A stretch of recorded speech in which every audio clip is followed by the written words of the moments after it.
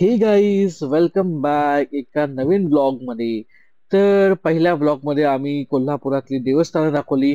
या ब्लॉग मध्ये आपण बघणार आहोत कोल्हापुरातले काही ठिकाणं. आता आम्ही चाललो आहोत पन्हाळ्याला. तर चला तर जाऊया आपण पन्हाळा. त्याच्यानंतर आम्ही जाणार आहोत मसाई पठारला. तर सगळ्यात आधी जाऊया आपण पन्हाळ्याला आणि पन्हाळा फिरूया.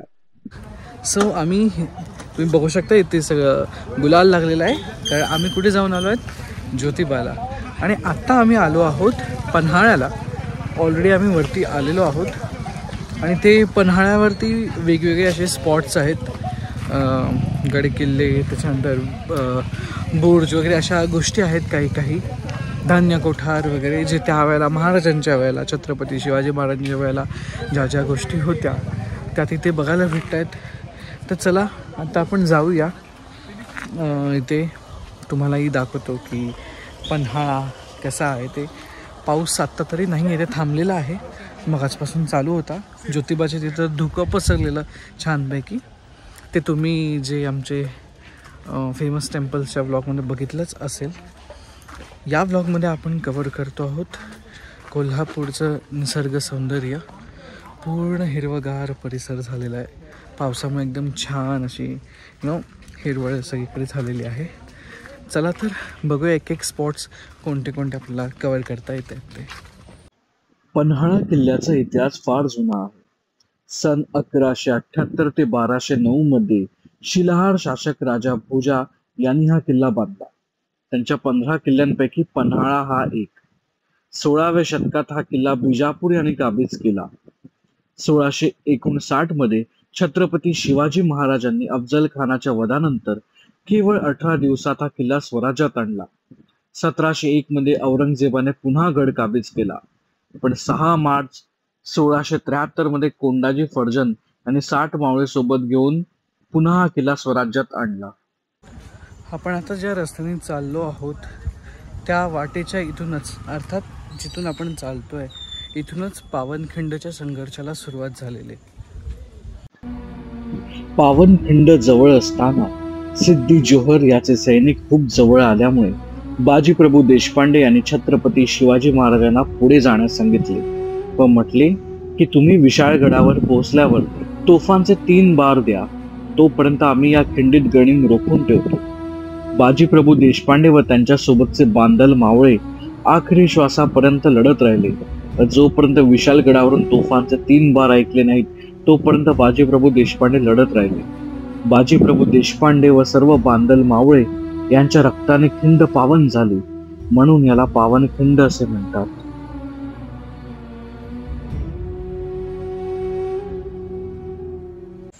पंधरा मिनिटं चालत येऊन आपण एका स्पॉटवरती आलो. मस्त इथून व्ह्यू दिसेल. चला बघूया.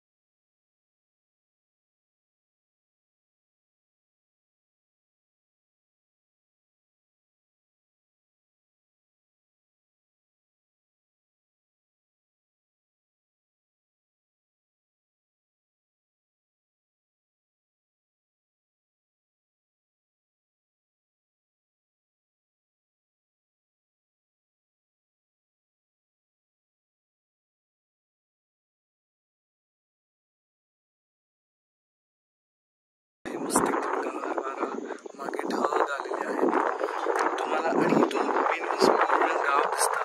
खालती पन्हाळा पब्लिक स्कूल दिसते. तुम्हाला इकडचा पूर्ण एक नजारा दाखवतो की कसा दिसतंय बरोबर.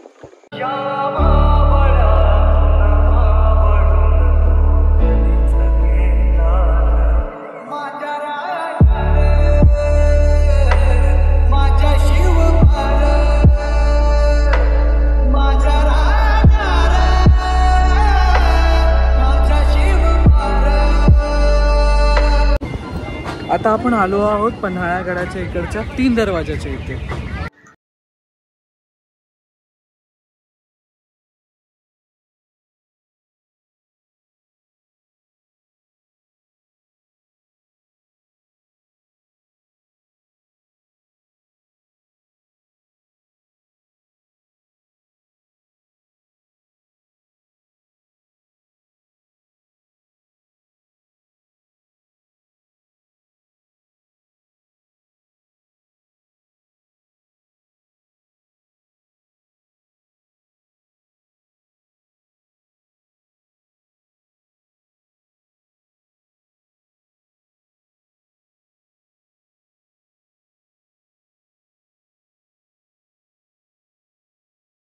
झाल्यानंतर आपण आता पन्हाळाच्याच मागे जो असला डोंगर आहे ज्याला बोलतात मसाई पठार तिकडे आलेलो आहोत. वरती आम्ही आलेलो आहोत ऑलरेडी आणि माझ्या मागे तुम्ही बघू शकता खूप छान व्ह्यू आहे. आहा, असं विहंगम दृश्य आहे. माझ्यासमोर तुम्ही बघू शकता ते मागे पूर्ण पठार आहे इथून ते त्या टोकापर्यंत. असा मस्त गार वारा आणि पावसाच्या सरी सुरू आहेत.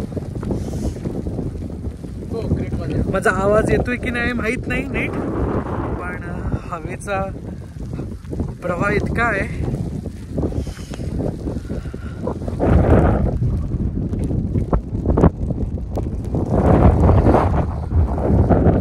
ऋषी आहे ते, आपण ऋषीला विचारू. ऋषी कसं वाटतंय?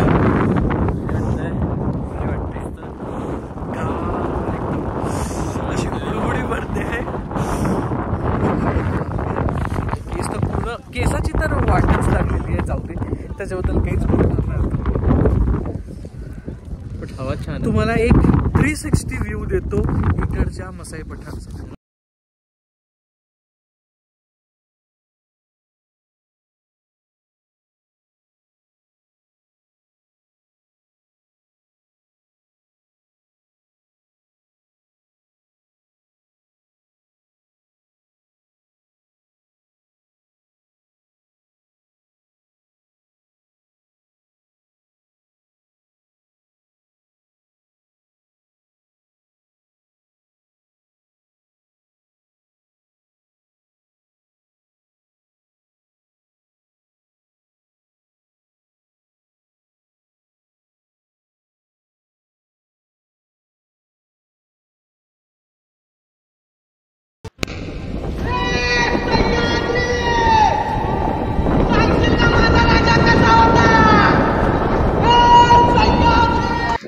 मसाई पठारच्या सुंदर आठवणी मनात ठेवून तिसऱ्या दिवशी सकाळी सकाळी आम्ही निघालो राधानगरीला जायला.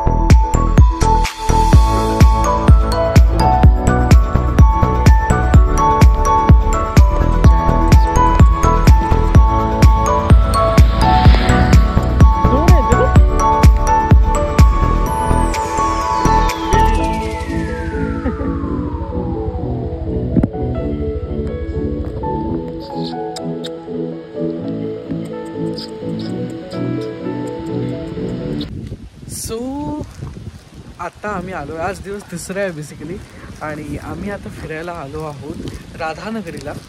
इथे राधानगरी वाईल्ड लाईफ सँच्युरी आहे. आतमध्ये सफारी अँड ऑल तर सध्या नाही आहे, काही बंद आहे पावसामुळे अँड ऑल. पण आम्ही इथे ऋषीला इथे काही ऑर्किड्स बघायचे आहेत आणि म्हटलं थोडंफार फिरूया. सो इथे माझ्या मागे जर बघाल तर चित्ता आहे इथे हरिण आहे, तिकडे गाव आहे त्या साईडला. सो चला बघूया, थोडंफार एक्सप्लोर करूया. मुरुडचं मला आठवलं, आपण फणसाडला गेलेलो. बरोबर. सो आता राधानगरी बघूया कोल्हापूरचं की कसं आहे ते. चला.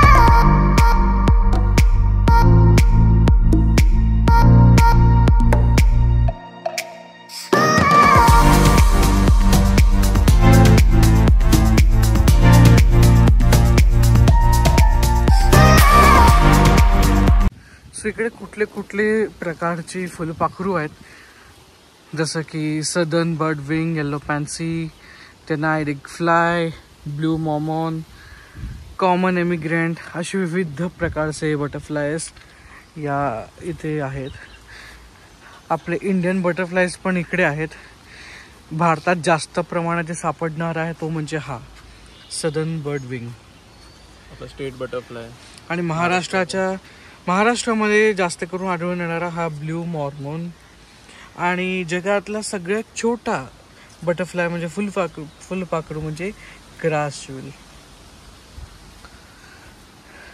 इथे त्यांचं वर्गीकरण कसं करतात आणि त्यांचे वैशिष्ट्य काय ते लिहिलेलं आहे.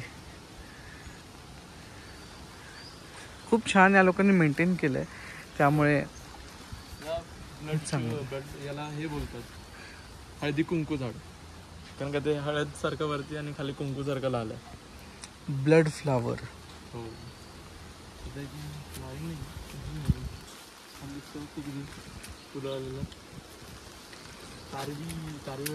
Blue oak leaf.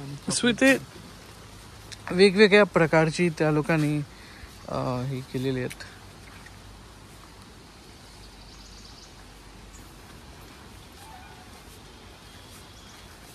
बटरफ्लाय बघा दुकानात.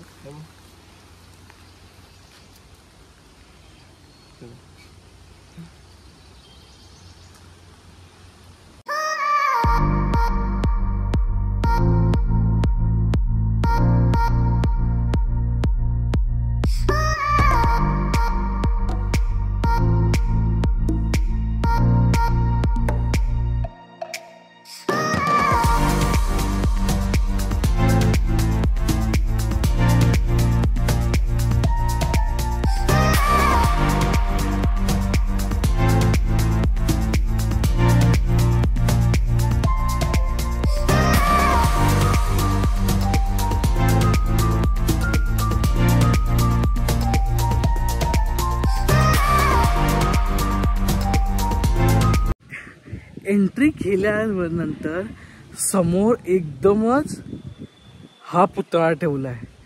लिटरली मला वाटलं की खरोखर आहे. इतके त्या लोकांनी डिटेलिंग केलंय ना की असं वाटलं लांबून की खरोखरच आहे. दाखवतो तुम्हाला.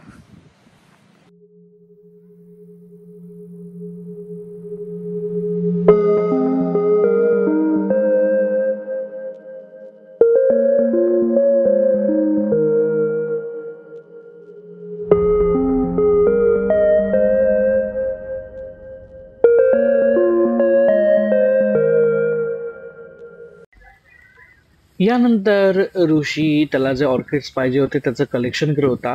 इकडे खूप सारे हॅबेनारिया ग्रँडी फ्लॉरिफॉर्मिस त्याला दिसत होते. सो तेच तो बघत होता की कोणते कलेक्शनसाठी घेऊ शकतो. आमचं जंगल फिरून झालंय. ऋषी अजूनही तिकडे समोरच्या इथे आहे, टेकडीच्या इथे ऑर्किड शोधतोय. आणि पाऊस सुरू झालेला आहे. माझे केस ऑलरेडी भिजलेत, त्यामुळे मी काय आता रेनकोटचं टोपरं घालत नाही. पण गारवा आहे, छान वाटतंय. पूर्ण मागे बघू शकता घाट आहे हा राधानगरीचा. आता आम्ही निघतो इथून कोल्हापूरला जायला.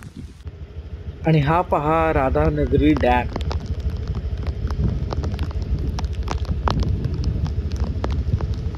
सो आम्ही आता कोल्हापूरला परत जाण्यासाठी निघालो आहोत. आय होप तुम्हाला हा व्लॉग नक्कीच आवडला असेल, तुम्ही सुद्धा एन्जॉय केलं असेल.